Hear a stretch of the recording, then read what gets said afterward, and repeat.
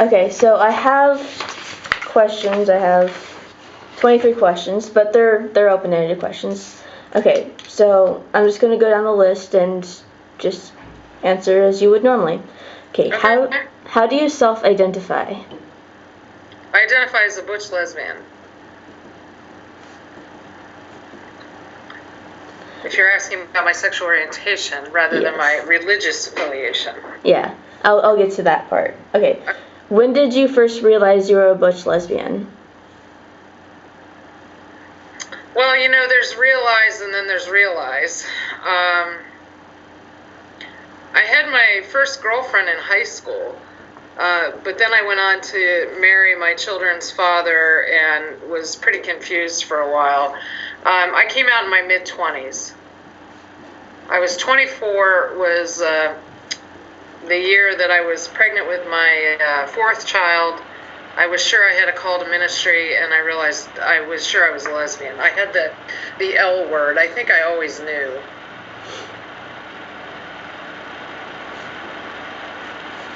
How did your friends and family react? Well, my family, particularly my mother, was the least surprised of anybody when I came out. Because we had all the traditional sort of battles growing up where, she wanted me to be more interested in dolls, and I wanted to play sports and be dirty and ride my bike. And, she was really into dolls as a little girl, and so she didn't understand. We had that, and then dressing, clothes shopping was a nightmare with her. I know where you're coming from there. And, when I was little, it was mandatory that girls wear dresses to school. Really? Yeah, back in the day. And so I was pretty tortured by that, and I couldn't wait. The year that they finally let us wear pants, I was a happy camper because I hated having to wear dresses to school because you can't play in a dress. Oh, I understand. And that was the same year my mom finally agreed to let me cut my hair because I hated having long hair, and I hated her having to comb through it and all of that. So yeah, tangles and knots. Exactly. So my family wasn't surprised at all. My family was pretty supportive. They were actually more suspicious when I told them I was going to seminary than they were of me coming out as a lesbian. Okay. Now, is it pastor or is it reverend? Which do you use? Well, either one. Out in the community, I go by Reverend Tara, and some of the kids call me Rev, which is fine. And then some people in my church call me pastor. It's a more sort of familial kind of title. Either one works. Okay. Has it been difficult being a reverend, and such as how have people reacted knowing you're not only a reverend but also a lesbian? Yeah, it depends on which people you're talking about. So for church folk, when I came out in the church, that's where the problem began.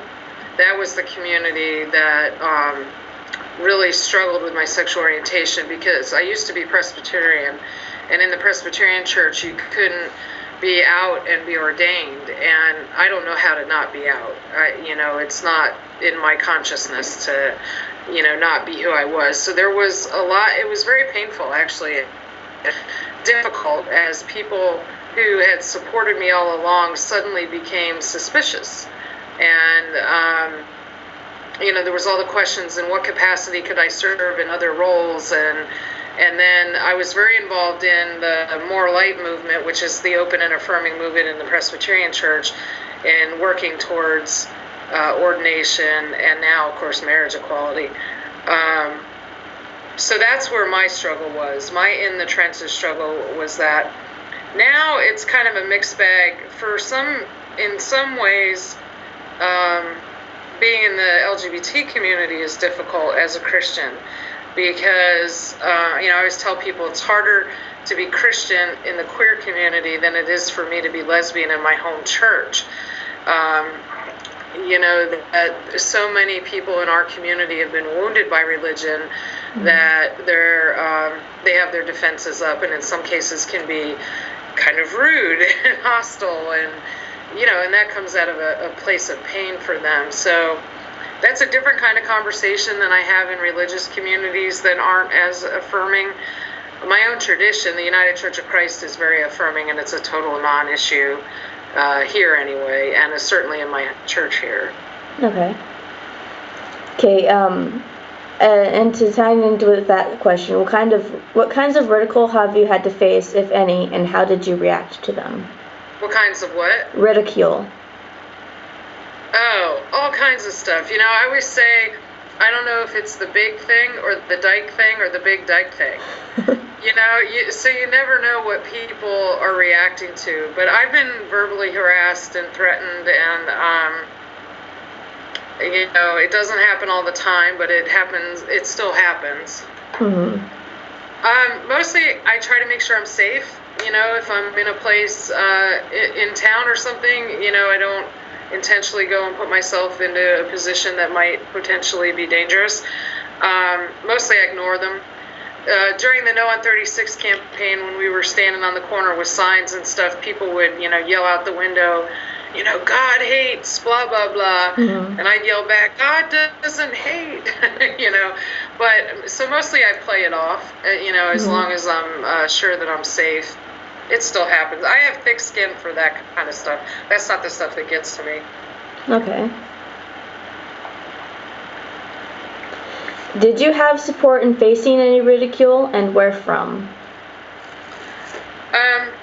Yeah, I think that there are lots of people both in the religious community and in the LGBT community that are very supportive of me and the challenges that doing this work brings, because, we take on, we call out religious institutions and leaders that don't affirm us, especially when they try to justify it with the Bible. Mm-hmm. And so there are a lot of folks that are very supportive of us engaging in that kind of debate and challenge. And so I feel a lot of support too. So there are places where in the LGBT community are very difficult, but then there are other ways in which, I feel very supported. Okay. What denomination did you grow up in? Presbyterian. The Presbyterian Church USA is the official title.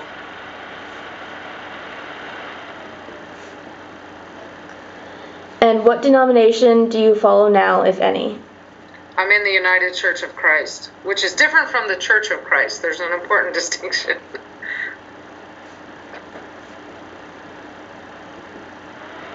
Is that also your church's name? Yeah, my church is Bridgeport United Church of Christ. We worship at 10:30. One of your students came up to one of our worship services. Oh, cool. Do you know who it was? Her email is Shorty, I think. Is it Kiernan or Kenya? Ken? I have no idea. I know who you're talking about, though. That's yeah, cool. She was great. It was great to have her. And this Sunday at 2:00, I'm being installed here, so there's a big special service and everything. And I don't know if she's going to come to that. I invited her, but yeah. That'd be cool. Yeah.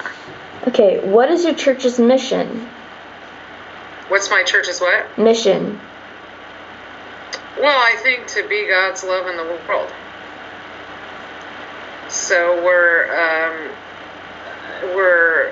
a diverse community in terms of not in terms of how we look or what our demographic is so much as what our experience and upbringing has been. And it's a very justice-oriented congregation. We work on a lot of justice issues.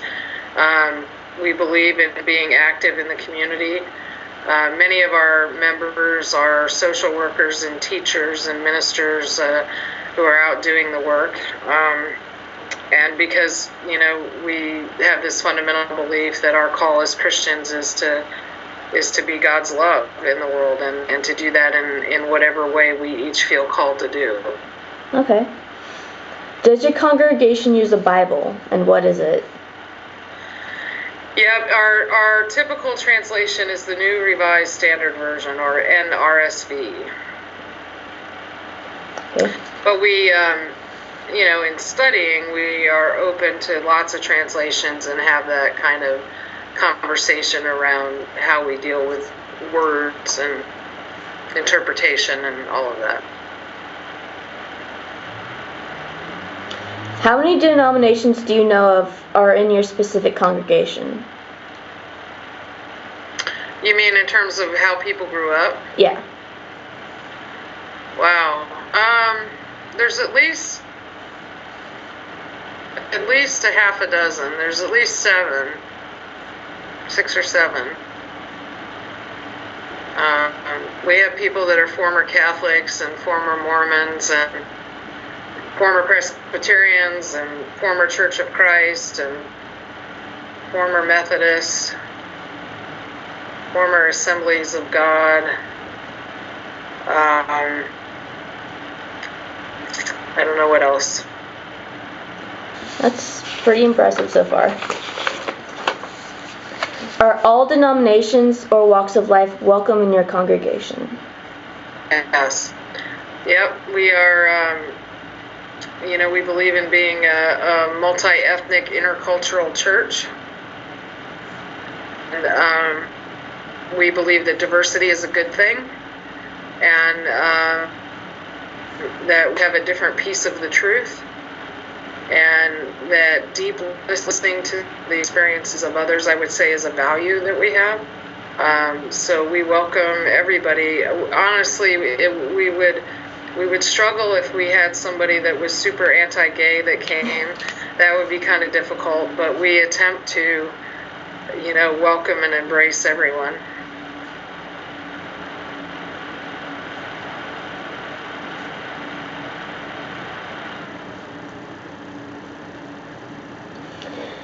Is there any open or concealed animosity between peoples of different denominations that you're aware of in your congregation? No, I think that, a lot of people are in the United Church of Christ because they were in traditions where being out as LGBT was not possible or was too painful or difficult. And so we have this sort of empathy and understanding for people that have been in other traditions, and it's a pretty close community. We have about 60 members, and we have between 40 and 45 on a Sunday, so it's kind of a small community, and there's a lot of deep respect and concern and care for each other. Okay. How do you and your church see God? How do we what? How do you see God? Well, I don't think I could answer that in one way for each of our members, because, we have people that are very,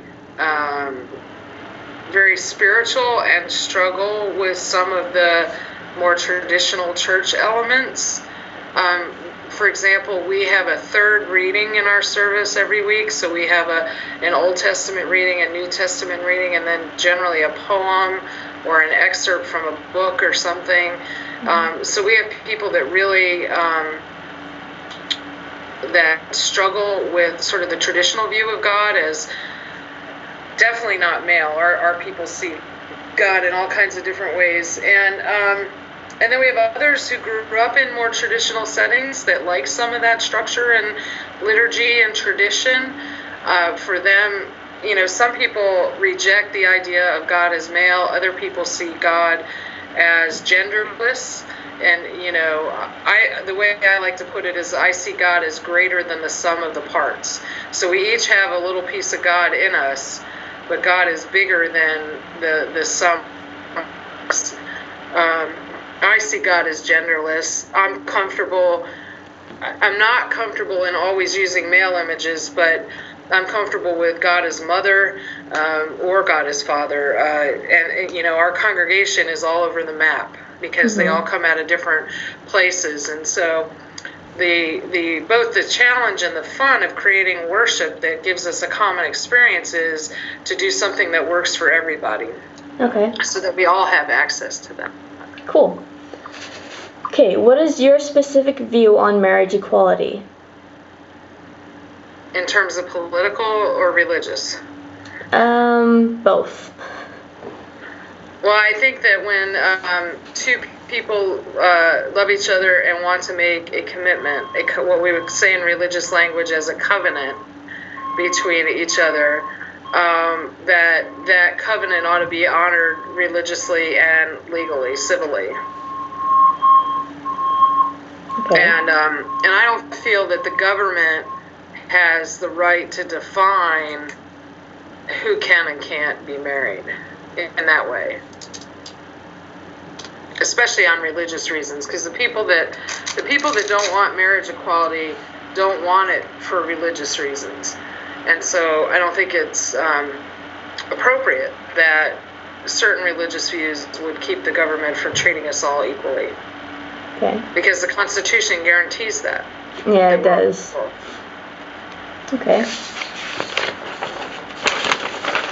Oh, almost done. Okay, are you married? Yes. I have a domestic partnership here in Oregon, and then we had a religious ceremony when we got married in 1999.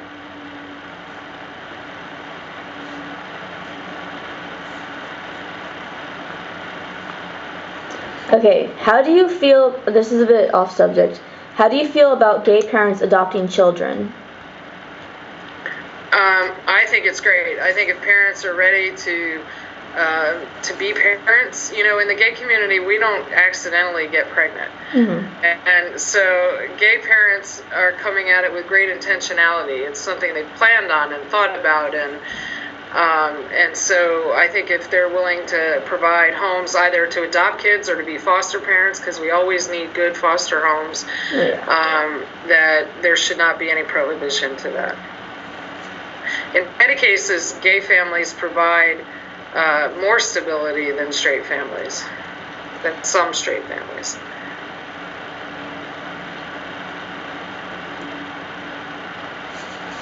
How supportive is your church on gay issues? We're there. Huh? We're there. There isn't a person that comes to our church that's not. Our church is only 12 years old, and it was founded by a woman who could not be ordained in the Presbyterian Church, and she and her friends started a church, and then it became part of the United Church of Christ. So from the get-go, full inclusion in this community is a non-issue. But in my role as executive director of the Community of Welcoming Congregations, I work with the congregations that are all over the map. So some of those communities, we have like 120 members across the state. Some of them are fully inclusive, like our church is, and others are somewhere on the journey in that direction. I always say a church decides to become open and they live into being affirming. That being affirming isn't something that just happens because they want to be inclusive. It's something that people have to work on in having a deeper understanding of what that means. And our member congregations are all over that spectrum. Some of them are really have done a lot of work and live that out in a meaningful way, and others are just at the beginning of that journey of just learning what that means to be affirming. Okay. Where are your churches based? Okay, well, my church is in Northeast Portland, but with the Community Welcoming Congregations, we're across Oregon and Southern Washington. So we have member congregations as far north as Longview, and actually I think we have a small one that's near Seattle. And then, we go as far east as the Dalles, Bend, and Klamath Falls. We're working with a group of congregations in Pendleton. They haven't joined yet, but we're working on helping them to be open and affirming congregations. So we're all over the state. Cool. And my last question. This is actually kind of a personal question for myself. If a gay marriage isn't officially legalized in Oregon in the next few years, and a lesbian couple came to your church to ask to be married, would you assent? Well, when you, as a clergy person, when you officiate for somebody, who are entering into a legal marriage, you are acting on behalf of the state. So you do your religious ceremony, but then when you sign their marriage license, you are acting as an agent of the state. That's the two things that exist together, right? Like you have the civil piece and the religious piece. And most straight people get married and don't realize that they're doing two things at once. In Oregon, we're not allowed yet to have the civil piece. So a pastor or rabbi or whomever can marry somebody religiously, but we don't get to sign the marriage license yet. Okay. So as soon as Oregon is legal to do that, I'll do that. And I have congregants that live in Washington, and I don't know yet if they're going to want to get married here, but if they do, we'll marry them, and then I would sign their marriage license. So I'll do it as soon as we're able. Okay, cool.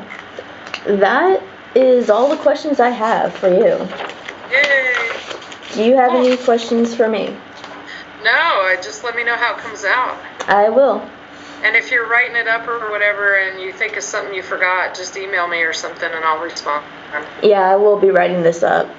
It's Okay. going into a 2 to 3 page report. Yay. Sweet. But yeah, those are easier than a book report. Yeah, and they're much more fun. Cool. But All right, well, let me know how else I can help. I will. Thank you so much for your time. No problem. Take care. You too. Have a good day. You too. Bye-bye.